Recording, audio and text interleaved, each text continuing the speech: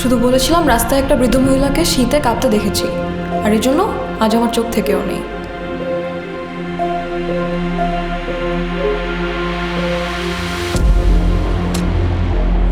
শুধু বলেছিলাম পাশের ঘরের একটা বাচ্চার ক্ষুধার জ্বালায় কান্নার আওয়াজ শুনেছি, ব্যাস। এরপর থেকে তাদের কথা ছাড়া আমি আর কিছুই শুনতে পাই না।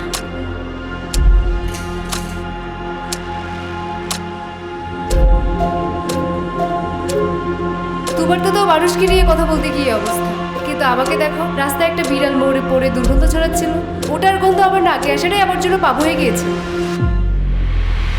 তবুও তোমাদের বিশ্বাস করতে হবে যে এই শহরের সবকিছু পারফেক্ট। তোমাদের অনুধাবন আর অনুভূতির কোনো মূল্য নেই বললেই চলে।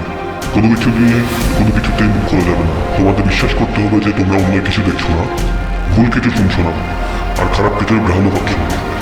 যদি এর বিপরীত কিছু করে থাকো তাহলে তোমাদের পস্তাতে হবে। এমন না যে আমরা তোমাদেরকে এখান থেকে বের হওয়ার কোনো চাবি দিইনি।